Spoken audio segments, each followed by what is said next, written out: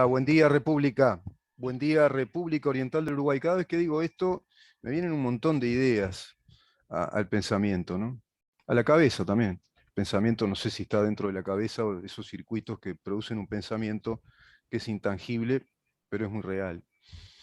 ¿Era intangible la República? Y era intangible, sí, por allá, por los siglos XVII, bastante. Algunos pensadores, como Francisco de Vitoria, logran en el Renacimiento, pleno Renacimiento, formular las bases de esa concepción republicana, el gobierno de todos, el gobierno de la cosa pública, del bien público, que después se va a combinar con el concepto de democracia, el gobierno del pueblo, el pueblo en su república sería.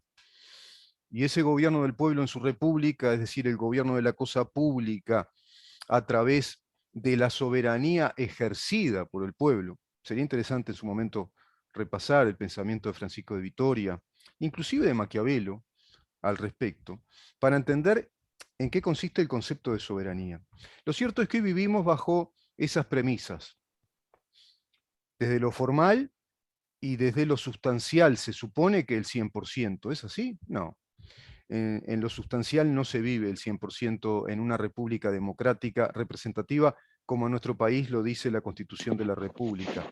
Y a su vez, no vivimos en estos momentos de acuerdo a las premisas o a las leyes económicas del mercado, sino que vivimos en un híbrido en nuestro país, entre un Estado con mucha injerencia, por no decir directamente intervencionista de ciertos aspectos socioeconómicos, un Estado con muy fuerte presencia, con componentes socializantes, combinados con la economía de mercado.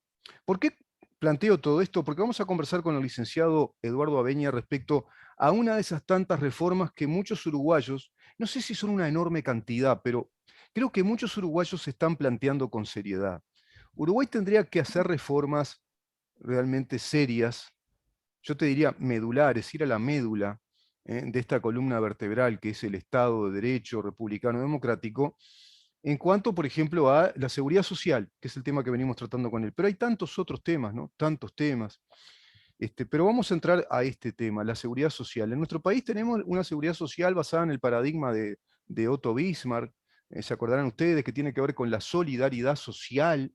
De los aportantes activos que le aportan a los pasivos, porque los pasivos a su vez le aportaron a los activos, pero todo eso va a un bolsón, a una recaudación del BPS que según Eduardo Abeña tiene una actividad económica de las más importantes del país, donde se maneja un presupuesto de 10.000 millones de dólares por año.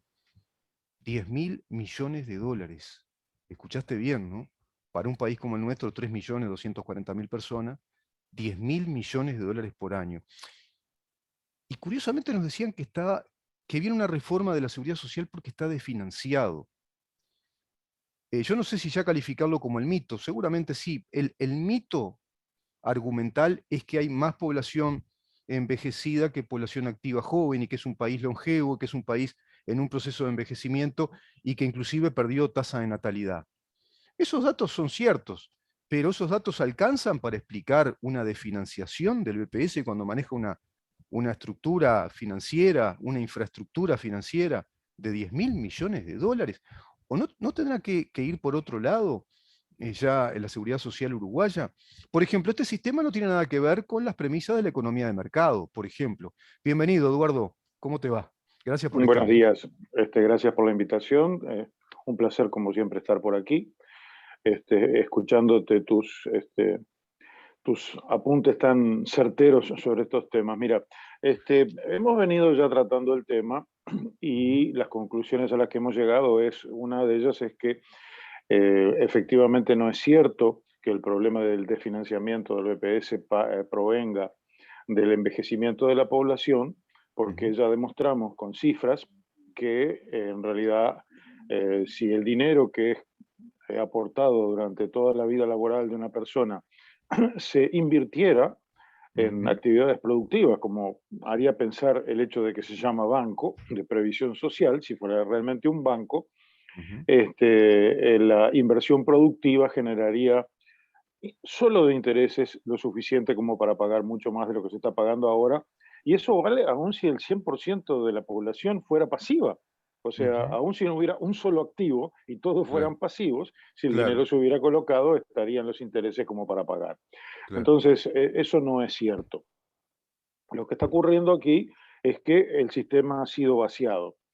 Y de las conclusiones originales que habíamos llegado, que esa era una de ellas, y, Ujú, o sea, por un lado llegamos a la conclusión de que alcanza como para pagar mucho más, pero también habíamos llegado a la conclusión de que terminada la vida del aportante, o sea, una vez que fallece, el dinero que teóricamente fue colocado por él para tener un retiro digno, que es una cifra muy importante, más o menos del tamaño del valor de una casa, en ujú. lugar de pasar esa casa para los herederos, el Estado se la queda.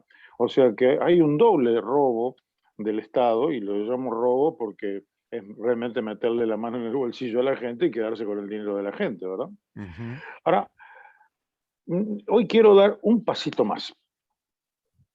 pasito más que tiene que ver con entender cuál es la mentalidad por la que llegamos a esta situación. Porque además, la mentalidad que nos hizo llegar a esa situación es la misma que hace que nos endeudemos como país. Bien. O sea, ¿Me dejás apuntar un vamos a... poquito lo anterior? ¿Me dejás hacer un apunte para la claro, audiencia? Eso que tú decís, que puede sonar muy fuerte, es muy real. Yo me quedo pensando en esos aportes durante tantos años, esos aportes jubilatorios que tú dabas la cifra, los ujú, mínimos inclusive, y llegamos a una cifra de $240.000, si no me equivoco, y se puede ir a sí, más. sí, sí, Este, esa es la mínima ento- situación. entonces yo me quedo pensando en esto. Ese ahorro, qué importante hubiera sido para tantas personas si hubiera sido capitalizado, porque no estamos hablando de poca plata, ¿eh? Estamos No, hablando, no, como tú decís, que puede ser un una bien casa. inmueble, y te diría que es un bien inmueble importante, ¿no? Un bien inmueble de 240 Sí, mil sí, dólares a 300 y pico de mil dólares, que eso te lo confisque el Estado, porque es un sí, proceso confiscatorio oculto, simulado, ¿no? sí, Qué totalmente. tema, ¿eh? Quería hacer ese Sí. apunte. Mm, No, en principio, creo que hay un tema de fondo en todo esto, de ujú, por qué ocurre, que tiene que ver con, yo lo voy para hacer un paralelo con lo que sería una economía doméstica, lo que ujú, pasaría en la casa de cualquiera de nosotros. Eh, Todas las personas tenemos, es decir, obviamente nos gusta el disfrute, o sea, uno dice, "Guau, me voy a comprar un televisor más grande, qué lindo sería tener un autito". Es decir, todos de alguna manera vivimos en un mundo de consumo que nos empuja claro. a, al disfrute, por decirlo de alguna manera, Nos da más posibilidades, ¿no? Nos da más ventajas. ¿Quién no? al disfrute material, para ser más Mm, exacto, ¿verdad? mm, mm, Entonces, el tema está en que ¿cuándo nos damos el gustito? mm. Nos damos el gustito del auto cuando ya juntamos la plata para el auto, que ya lo tenemos y vamos y lo compramos, o tomamos un crédito y empezamos a disfrutar el autito y después vemos cómo lo pagamos. Mm. Aunque La parezca última. mentira, allí está la madre del borrego, porque como país lo que estamos haciendo es algo que hemos visto muchas veces en personas, sobre todo personas que tienen escaso conocimiento del tema económico, Ujú, y viven constantemente endeudados, pagando intereses altos mm, y acumulan una deuda cada vez más importante que luego no pueden manejar. Es claro. el caso típico de aquel que no le alcanza, entonces tiene varias tarjetas y empieza a Ujú, pagar los mínimos de las tarjetas. sí, Entonces llega un momento que la tarjeta se le llenó, sí, ya no tiene con qué seguir pateándola para adelante, y además la tarjeta le cobra un interés, yo diría que prácticamente de usura, ¿verdad? sí, Un claro. interés que carga sobre la persona y hace que le sea cada vez más difícil salir de esa situación. Entonces, ¿la persona qué hace? Toma otro préstamo, agarra estos préstamos telefónicos o de cualquier otro Sí, tipo y sí, toma otro préstamo y con eso paga un poco más de la tarjeta, entonces la sigue pateando para adelante. Y sí, claro, la suma de todos los préstamos que va tomando cada vez más van cargando cada vez más sobre su economía porque claramente esa persona está disfrutando más de su mm, capacidad económica. seguro, Entonces, seguro. ese disfrute adicional de su capacidad económica en algún momento termina explotando. ¿Esa explosión qué significa en caso privado? el clearing. O sea, la persona termina en el clearing porque no puede pagar. Eduardo, eso que tú decís es un tema más común de lo que muchos podrían pensar. Es un tema, Sí, sí, eso de es de todos los días. la bicicleta esa crediticia de los préstamos personales, además, que son Claro, volúmenes que tampoco te van a salvar la vida, pero sí te la empiezan a endeudar. Te empiezan a endeudar. Hay gente que tiene sin duda. 5 o 6 préstamos abiertos, porque con un préstamo cubren parte del otro y como tú decís, pagan lo mínimo de tarjeta o pagan cuotas, vienen atrasados en las cuotas de los préstamos, ya empieza la usura ahí, porque ya la cuota Claro, que viene atrasada ya viene con una moratoria importante, un interés moratorio que es muy alto. Por lo tanto, esas exacto. personas se descapitalizan. Lo mínimo que tenían empiezan a hacer en el balance económico de esas personas hay un débito muy fuerte, ¿no? Hay un Sí. endeudamiento cada vez más Ahora, importante. Quiero terminar el razonamiento con esto.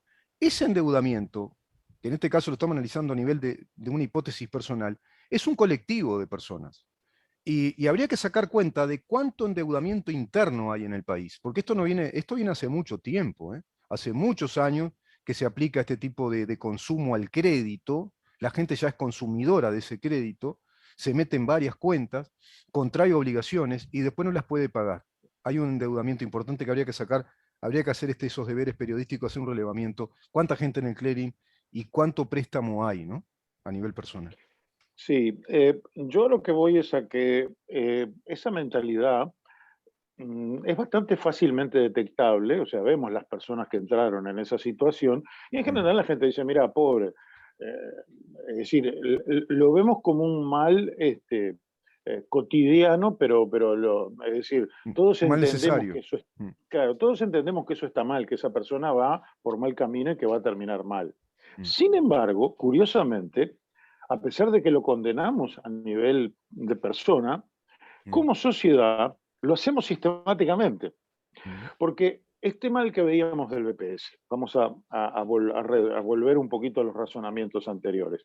¿Qué ha significado el hecho de que se haya vaciado el BPS? ¿Cómo se vació el BPS? El BPS se ha ido vaciando, por ejemplo, por decir algo, cuando en lugar de 6 meses de seguro de paro para apoyar a las empresas compañeras, como en su momento, por ejemplo, eran Pluna, Mm. tuvieron, yo qué sé, 3 años de seguro de paro. Mm. Entonces, ese dinero que se les pagó, que no salió de aportes, que fue un exceso, porque si bien el seguro de paro es mantenido en parte por el dinero que nosotros ponemos, o sea, se pone una cierta cantidad de dinero cada mes para el fondo del seguro de paro, está Mm. pensado para 6 meses, no para 3 años.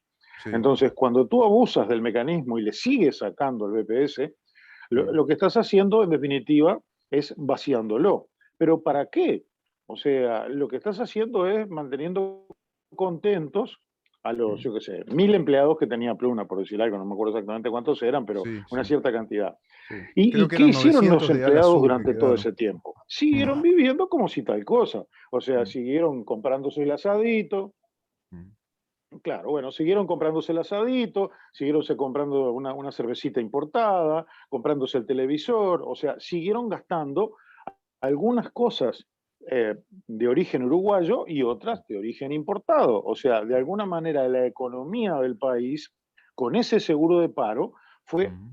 gastando lo que no tenía. O sea, esa Sí, persona fue endeudando el país en lo que en realidad no era una actividad productiva, era una claro, actividad improductiva. exacto. Si a eso lo multiplicas, lo sumas en la cantidad de otras miles de situaciones, la ley madre, fantástica la ley madre. O sea, la Mm. ley madre, ¿qué significaba? La mujer, sin haber aportado, recibía una cierta cantidad de dinero, una jubilación, Mm. una pensión, no sé, no me acuerdo exactamente el término que se usaba, por el Sí. hecho de haber sido mamá. Mm. Fantástico, maravilloso, pero al no haber aportes, las Mm. madres contentas, esos eran votos. O sea, ¿por qué el político hace eso? El político hace eso porque quiere que las madres lo voten. ¿Eh? Claro, Y sí, claro, se cortó la señal, lamentablemente. Poca señal, seguro poca señal, Eduardo. Sí, ahí hay temas donde no hay reembolso, ¿no? Esa pensión a las madres es un caso. Están las pensiones también vitalicias para aquellas personas que tienen discapacidades mentales. Están las jubilaciones anticipadas por discapacidad, por materia laboral, por discapacidad laboral provocada por la propia fuente de trabajo que la persona desarrolla. Eso está contemplado inclusive en los convenios internacionales de trabajo Sí, también. sí, Hay mucha cosa ahí que, como tú decís, hay un son montón de razones. erogaciones del BPS que no son erogaciones que provengan de aportes, por ejemplo. Sí, Exacto, entonces, como concepto, el país cuando hace eso, lo que está haciendo es endeudándose con el futuro, porque en la medida en que está vaciando un fondo que debería ser cuidado para tener el dinero para pagar las futuras jubilaciones, al comérselo anticipadamente, mm, lo que está haciendo es viviendo de deuda, haciendo calecita. O sea, es una forma institucional de calecita, de ujú, patear para el futuro. En el caso del BPS, en realidad no es que se endeuda, sino que lo que hace es comerse un capital, porque claro, como el sistema comienza sin aportar, solamente cobrando, es decir, imaginemos que se empieza un sistema de seguridad social desde cero. Las sí, personas por mucho tiempo están aportando y el sistema no paga nada, si claro, fuera empezando desde cero, ¿verdad? sí, Entonces, el tema está que esa enorme cantidad de dinero que se va juntando mm, es una tentación para los políticos el usarla para mm, mantener contentos a sus votantes. Y esos ujú, votantes contentos usan ese dinero y el uso de ese dinero, en definitiva, es el que termina vaciando ese pozo y nuestro problema termina siendo que luego, al no haberse invertido de una manera redituable, no hay con qué pagar. Bien, sí. eso Ese también ocurre concepto con la es deuda muy externa del importante. país. O sea, hay un claro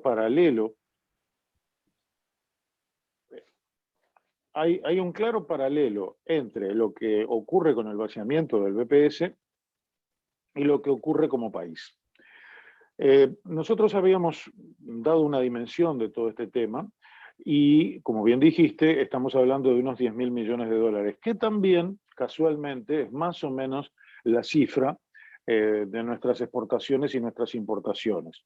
Con una variante, Mm, nosotros exportamos más o menos 10.000 millones y importamos más o menos 10.500. O mm, sea, nuevamente, como país, estamos disfrutando un poquito más de lo que deberíamos. O sea, esto en una familia sería equivalente a que tú ganas 100 pesos y todos los meses gastas 105.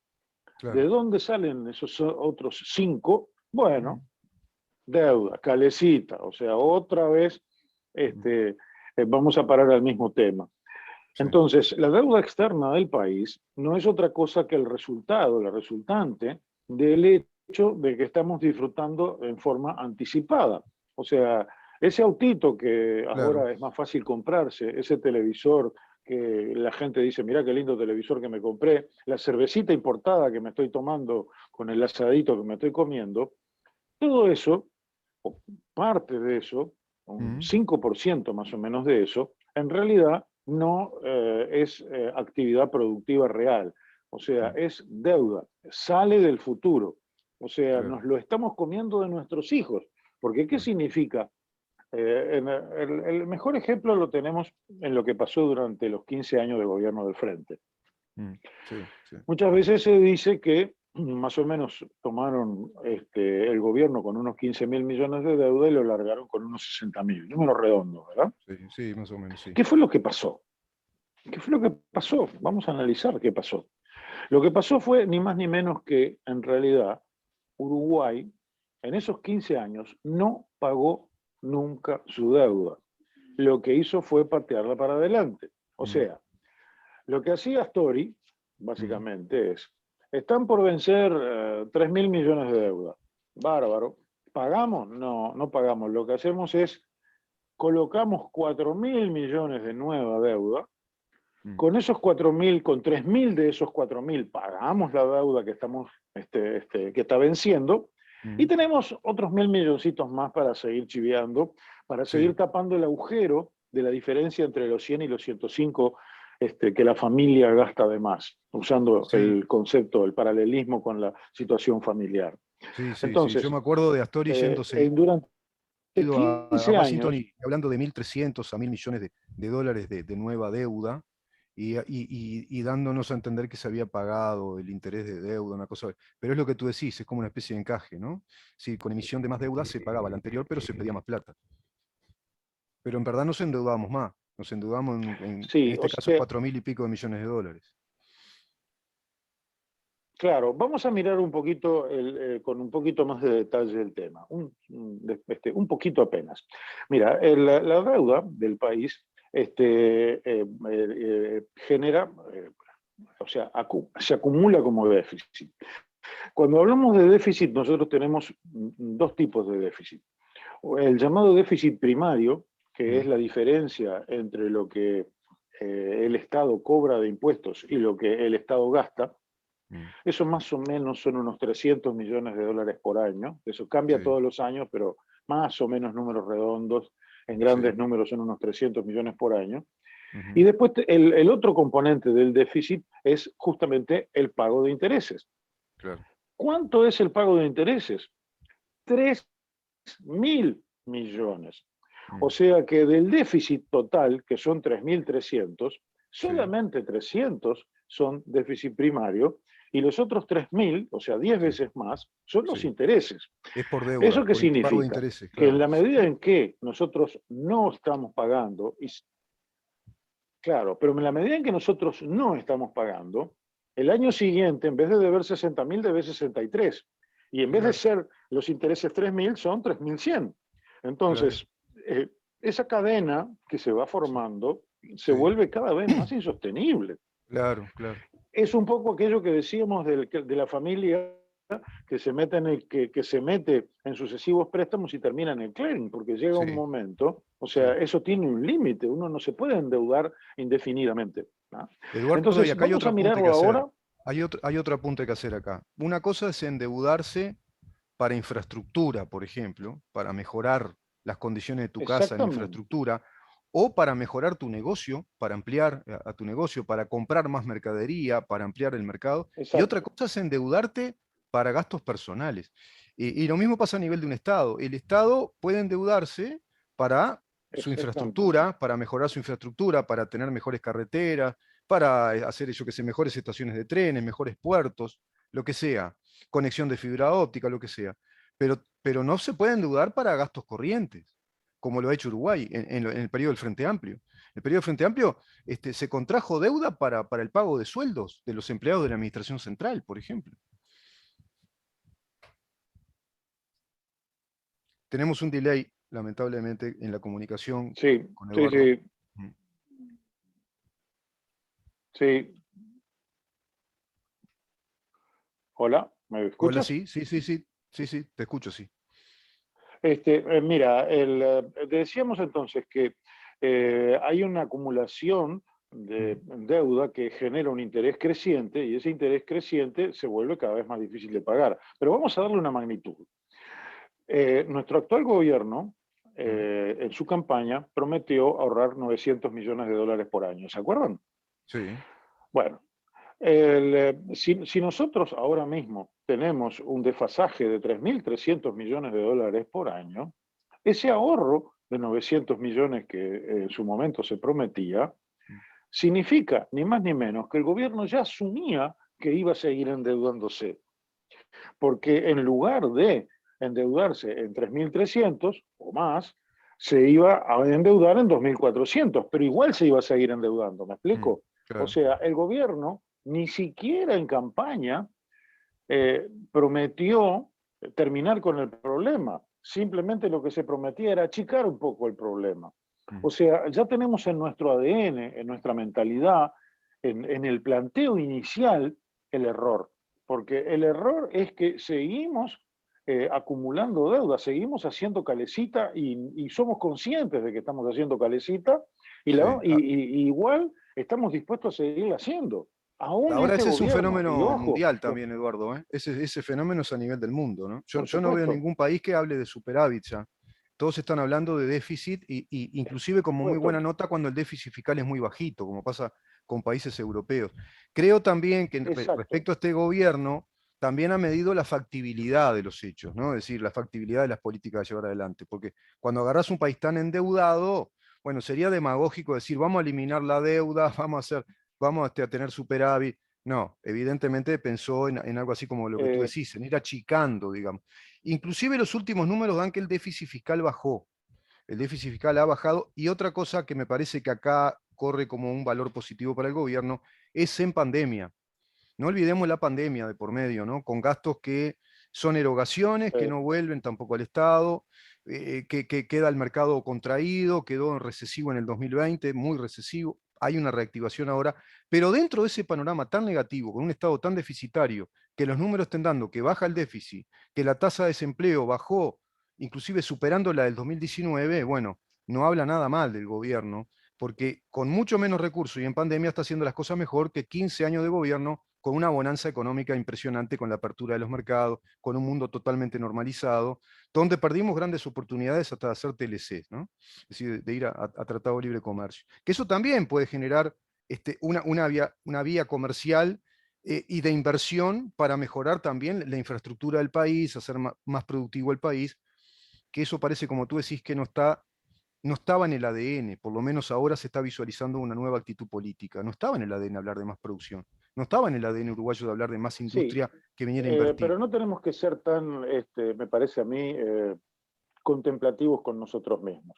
Primero, lo que tú dices es cierto en cuanto que ha bajado y que está la pandemia y todo lo demás, pero es muy preocupante que ya desde el vamos no se pensara, desde antes de que hubiera pandemia, porque te recuerdo que en la campaña no había pandemia, Mm, ya desde antes, desde la propia campaña, nunca se previó eliminar eso. Y no olvides de que si bien en todo el mundo hay déficit, el déficit es algo endémico de prácticamente sí, todos los gobiernos, sí. estás hablando, por ejemplo, en el caso de los gobiernos europeos o en el caso de Estados Unidos o demás, Mm, de gobiernos que tienen una alta inversión en infraestructura. claro, claro, No claro. sé si has tenido la oportunidad de andar por Europa o por Estados Unidos o por el mundo desarrollado en general, y lo que son las carreteras, lo que son Sí, es decir, todas las infraestructuras son una maravilla. sí, Nosotros sí. tenemos una infraestructura que se ha mantenido muy mal. Las carreteras están Yo en ese más o sentido, menos, las Eduardo, que culpo tienen al gobierno peaje anterior, se culpo al mantienen gobierno bastante anterior, porque hay una porque empresa privada, pero 15 años es mucho tiempo para haber hecho las cosas bien. Ni me voy más para atrás, porque si no los uruguayos somos muy de licuar todo también. No, hubo 15 años de un gobierno que prometió hacer un país más industrial, más productivo, de producción nacional, no a la extranjerización de la tierra. Un montón de mitos que la realidad demuestra que no se cumplió ninguno, como por ejemplo, no a la extranjerización de la tierra, me parece que es un mito en economía, no pasa por extranjerizar o no, sino que pasa porque eso sea productivo y que haya un totalmente. control del Estado cierto en cuanto al cuidado del medio ambiente, un montón de cosas, y que sea sustentable. Pero no se apeló a eso, se apeló al subsidio, al asistencialismo, a pedir, como tú decís, más deuda, a endeudar más el país, y quedó este paquidermo, este mamotreto burocrático, que es costoso, es muy costoso, o sea, hay que bancarlo, ¿eh?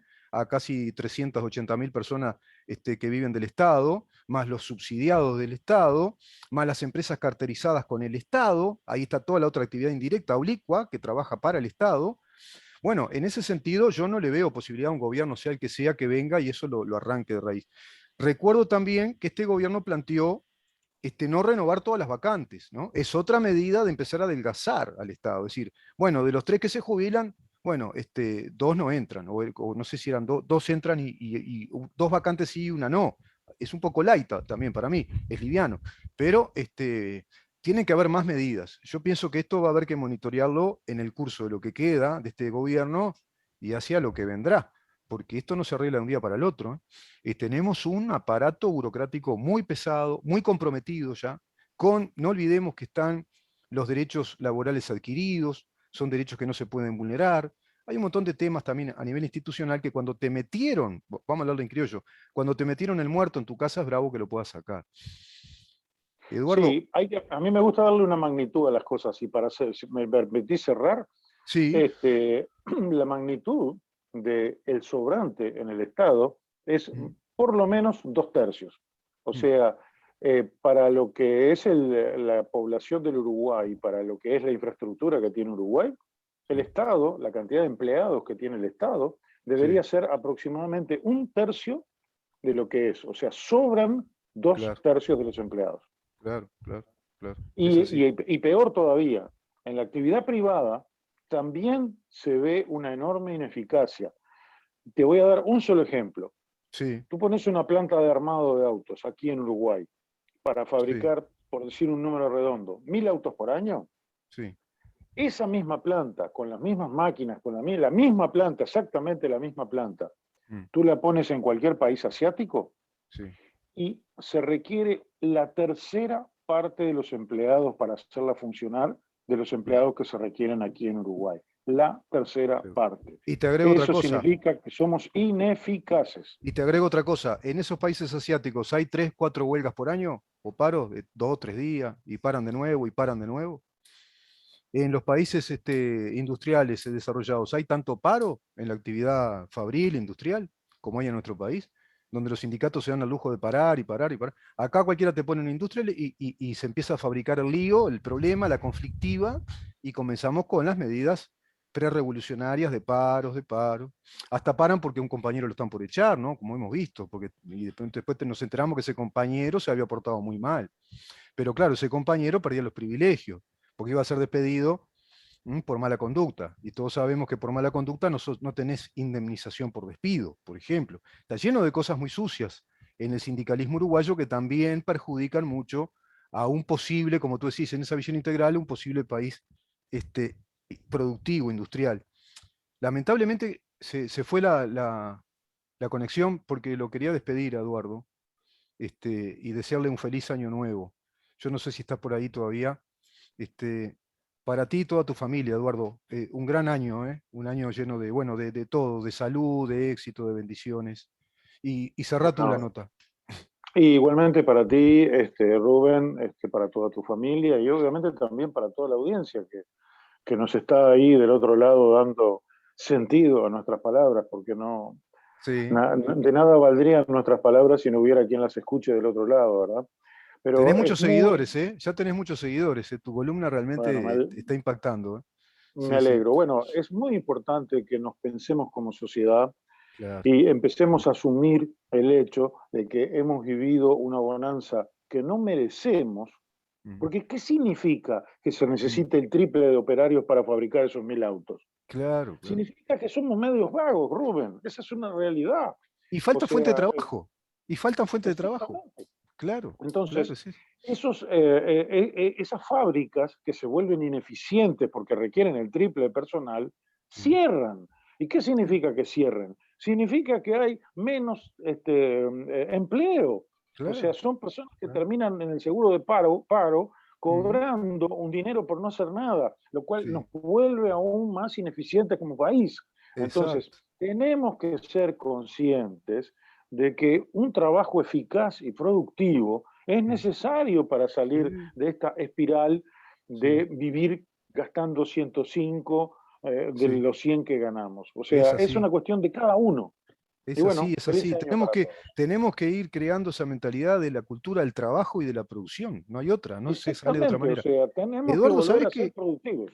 Nos queda un gran deber. Yo había pensado, mirá, ahora que tratamos este tema, pues este tema da para mucho, recién comenzamos a tratarlo, ¿no? Sí, sí. Pero, pero por ejemplo, tengo pensado como un deber periodístico para la próxima nota, revisar cuántas empresas fueron cerrando en el país para marcar un periodo del 2014 al 2019, para marcar un periodo acotado del 2000, sí, porque te acordás que empezó la crisis del 2013 con recesiones ya que se marcaban.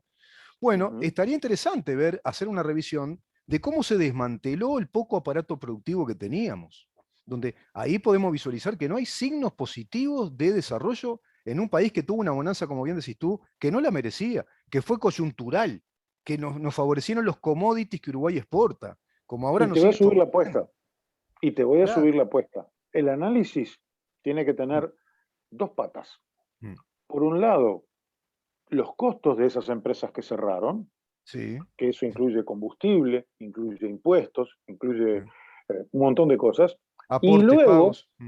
y luego la carga que significa las malas costumbres de los empleados que producen prácticamente a reglamento, porque cuando los empleados empiezan a retasear su producción con motivos que nada tienen que ver con lo productivo, sino más bien con lo político, el Sí, daño que se le produce a la empresa sí, se termina acumulando y muchas sí. empresas terminan cerrando por Se ese. van, por- cierran, claro, claro, Eduardo, porque ahí exactamente, viene entonces, esa práctica sistemática sindical ideológica partidaria, que nada tiene que ver con lo exactamente, estrictamente productivo. Vamos por ese lado, sí. exactamente. Vamos a un análisis Sí, integral señor, de ese tema.